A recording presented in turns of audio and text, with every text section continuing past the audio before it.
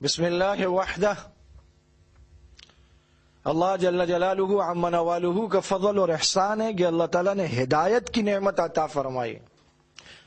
کتنے بد نصیب ہیں وہ جو اس کے باوجود گمراہی کی طرف، ضلال کی طرف، بدی کی طرف، فواحش کی طرف، خواہشات نفسانیہ کی طرف دوڑتے چلے جا رہے ہیں۔ افرأیت من اتخذ الہہ ہواہ، اللہ تعالیٰ فرماتے ہیں آپ نے دیکھا اسے جس نے خواہشات نفسانی کو اپنا خدا بنا رکھا ہے۔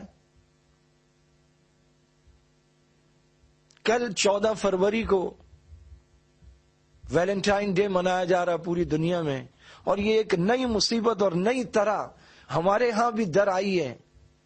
یہاں پر بھی غبارے لگ رہے ہیں، یہاں پر بھی تحفے تحائف بھیجے جا رہے ہیں۔ اب تو اس کو 7 سے سٹارٹ کر دیا ہے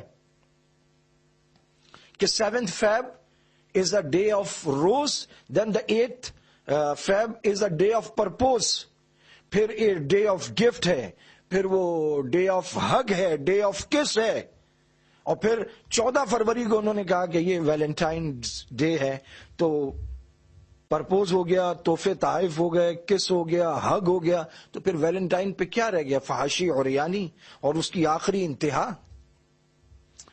اسی 14 فروری کو ماہ رجب المرجب کا آغاز ہو رہا ہے جو اشہر حرم میں سے ہے، جب آپ صلی اللہ علیہ وسلم یہ دعا فرمایا کرتے تھے، اللہم بارک لنا فی رجب و شعبان و بلغنا رمضان، اے اللہ ہمارے رجب اور شعبان میں برکت عطا فرمائیے اور ہمیں رمضان تک پہنچا دیجئے۔ رمضان کا شوق، اس کا ولولہ، اس کی تیاری، اور ان 2 مہینوں میں آپ صلی اللہ علیہ وسلم کثرت سے روزے رکھتے تھے، اور اتنے رکھتے تھے، امی عائشہ فرماتی ہیں جب آپ روزے شروع کرتے تو ہمیں یوں لگتا جیسے شاید اب آپ کبھی افطار ہی نہیں کریں گے۔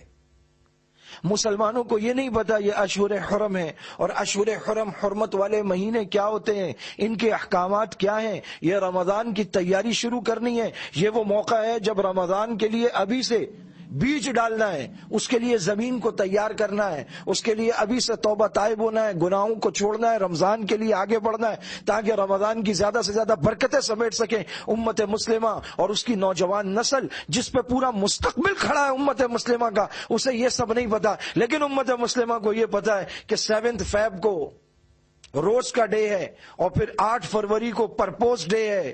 یہ امت مسلمہ اور ہماری ینگ جنریشن یہ کس طرف جا رہی ہے؟ یہ جس طرف جا رہی ہے یہ تباہی اور بربادی کا راستہ ہے۔ خواہشات نفسانیہ، فضول خرچی، ناجائز تعلقات، بد نظریاں، ناجائز تعلقات میں آگے بڑھ کر نامحرم لڑکیوں سے بات چیت، یہ سب بربادی کے راستے ہیں۔